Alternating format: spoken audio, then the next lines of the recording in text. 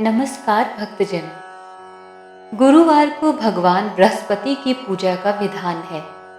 इस पूजा से परिवार में सुख शांति रहती है।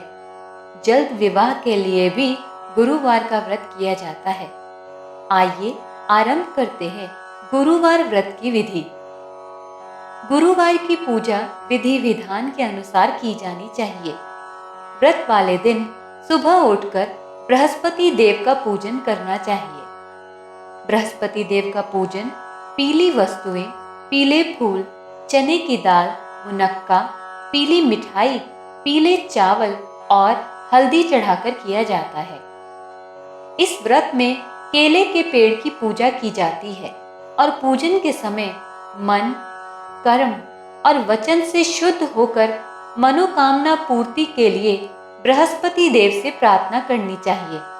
जल में हल्दी डालकर केले के पेड़ पर चढ़ाएं। केले की जड़ में चने की दाल और मुनक्का चढ़ाएं। साथ ही दीपक जलाकर पेड़ की आरती उतारें। दिन में एक ही समय भोजन करें। खाने में चने की दाल या पीली चीजें खाएं। नमक न खाएं। पीले वस्त्र पहने, पीले फलों का इस्तेमाल करें। पूजन के बाद भगवान बृहस्पति की कथा सुननी चाहिए। तो श्रोता, आइए आरंभ करते हैं गुरुवार व्रत की कथा। प्राचीन काल की बात है। किसी राज्य में एक बड़ा प्रतापी और दानी राजा राज करता था। वह प्रत्येक गुरुवार को व्रत रखता, भूखे और गरीबों को दान देकर पुण्य प्राप्त करता था। परंतु यह बात उसकी रानी को अच्छी नहीं लगती थी। वह ना तो व्रत करती और ना ही किसी को एक भी पैसा दान में देती थी और राजा को भी ऐसा करने से मना करती थी। एक समय की बात है। राजा शिकार खेलने के लिए वन चला गया। घर पर रानी और दासी थी। उसी समय गुरु बृहस्पति देव साधु का रूप धारण कर राजा के दरवाजे पर भिक्षा मांगने आए।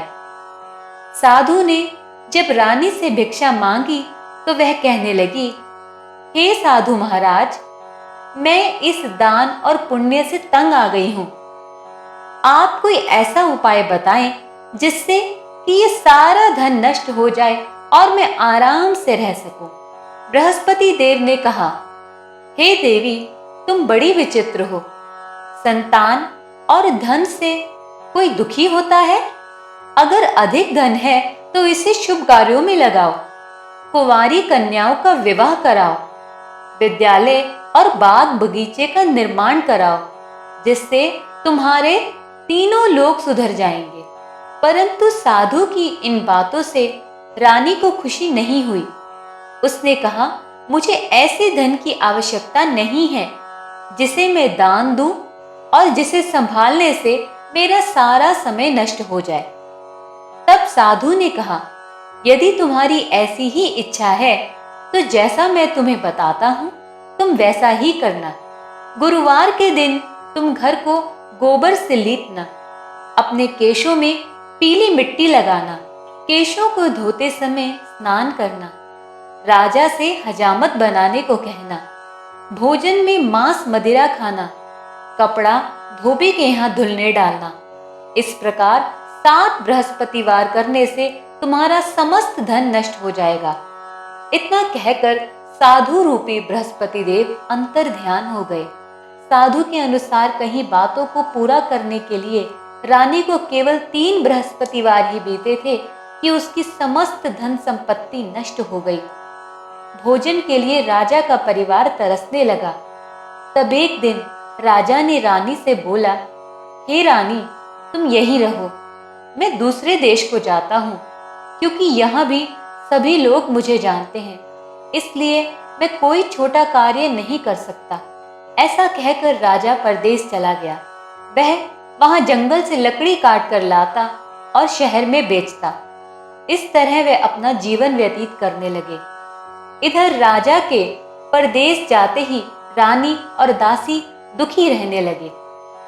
एक बार जब रानी और दासी को 7 दिन तक बिना भोजन के रहना पड़ा तो रानी ने अपनी दासी से कहा, हे दासी, पास ही के नगर में मेरी बहन रहती है।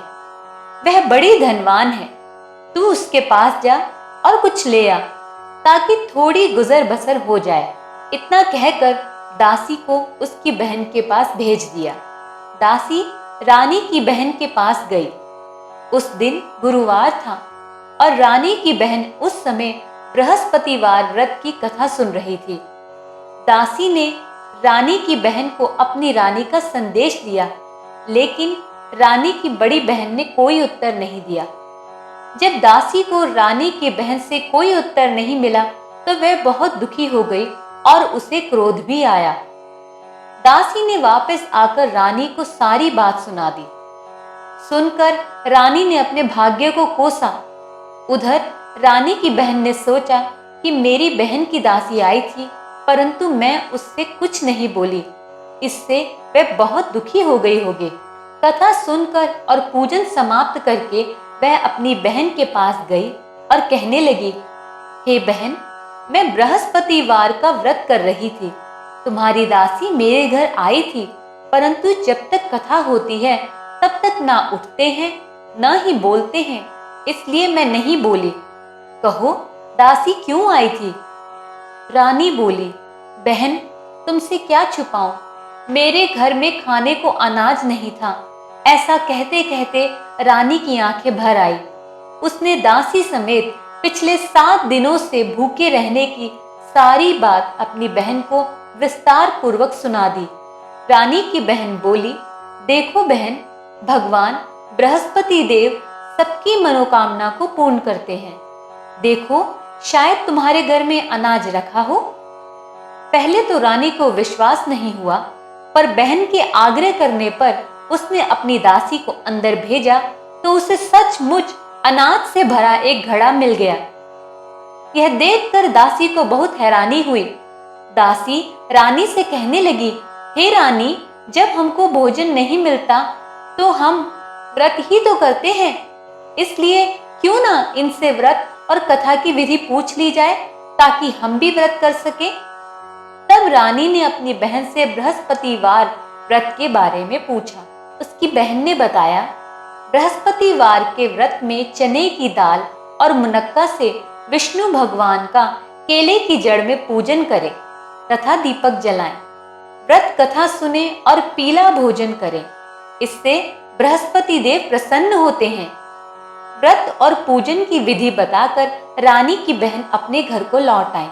7 दिन के बाद जब गुरुवार आया तो रानी और दासी ने व्रत रखा।